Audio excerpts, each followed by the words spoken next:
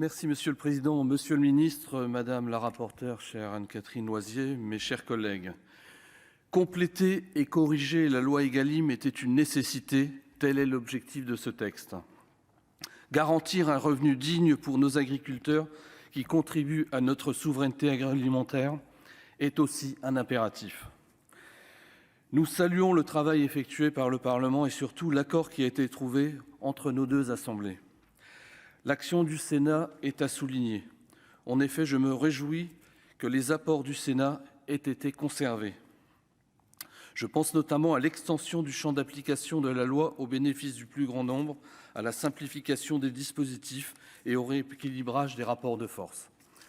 Comme à de multiples reprises, le Sénat, chambre des territoires, a su insuffler le réalisme et la praticité nécessaires à un texte qui en manquait quelque peu.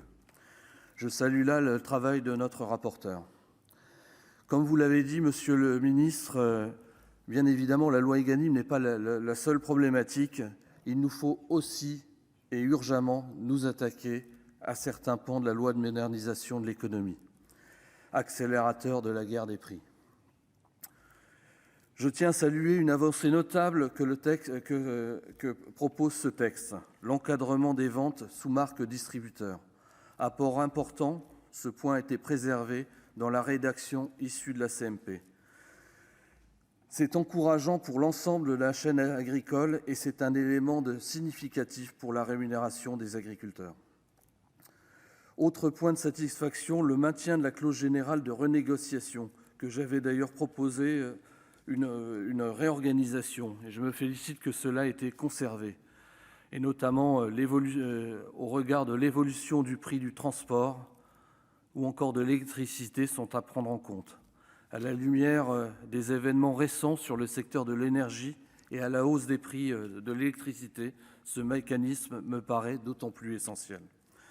Enfin, l'article 3 bis, sur sa nouvelle rédaction, issu de nos travaux en hémicycle, est également présent dans ce texte final. Il répond à une volonté de nos concitoyens d'être mieux informés quant à l'origine des produits et de l'affichage qui en découle. J'avais d'ailleurs déposé au nom de mon groupe des amendements qui allaient dans le même sens. Pour conclure, je crois que ce texte représente une étape importante dans les objectifs d'une meilleure rémunération des agriculteurs, tout en satisfaisant le système en stabilisant le système et la filière agroalimentaire. Cependant, d'autres composantes du revenu de l'agriculture, telles que les charges, les distorsions de concurrence, doivent aussi trouver leur place dans nos politiques publiques. La présidente de la Commission des affaires économiques nous l'a rappelé.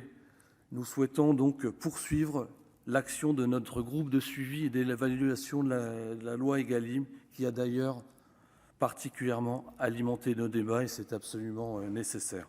Pour toutes ces raisons, le groupe Les Indépendants, convaincu des évolutions positives, votera bien évidemment ce texte issu de la CMP, qui représente véritablement un compromis satisfaisant. Je souhaite à cet instant également souligner votre détermination, Monsieur le Ministre. La parole à Madame Micheline Jacques pour